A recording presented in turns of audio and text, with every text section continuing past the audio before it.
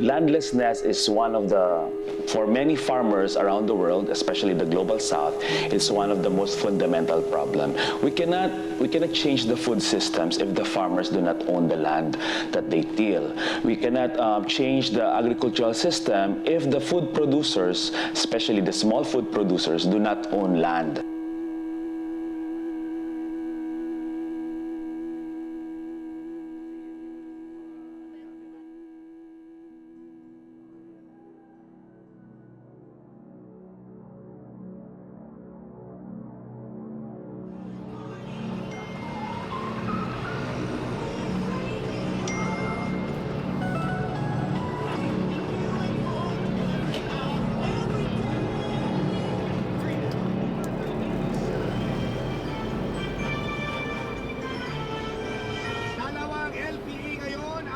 Monitor at binabantayan sa loob at labas ng farm. Ang isa dito, ang isa sa LPA ay patuloy na binabantayan.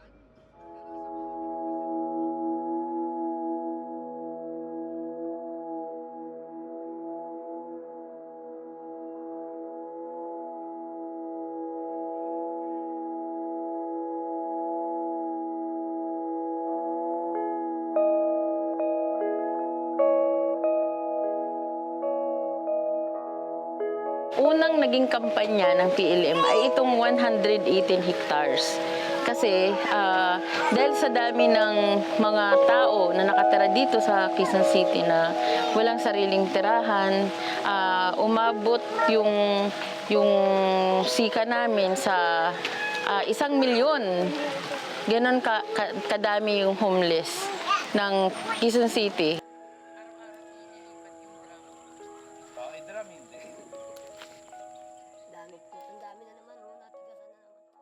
May kariton po ako. Kaya lahat yan, pag inani na, ako po nagbebenta. Malunggay, saluyot, kangkong, talos. Yan po ang hanap po namin araw-araw. Kung ano po yung tanim dito, ako na po nagtitinda.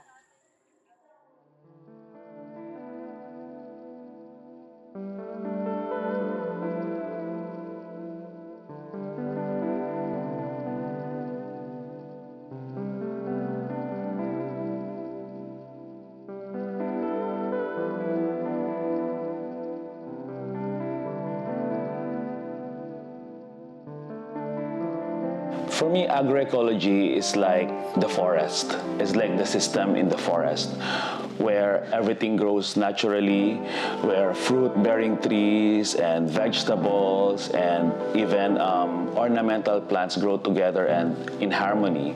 For me, that is like agroecology.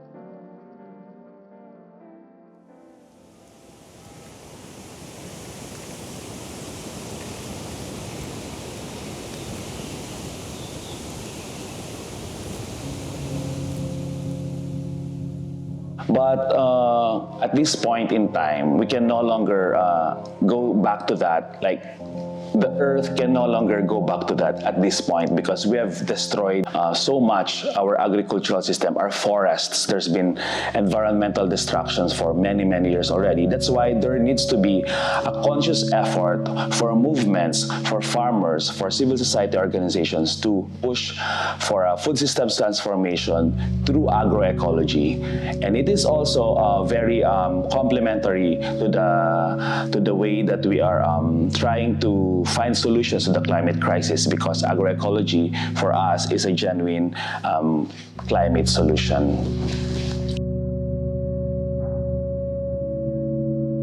Meron na, di ba? Hindi kayong dalawa. Ayan, wow, ani na. Okay, tabi pa Bogo. kayo. Magtul lang yan sila. Magkakapatid lang kami.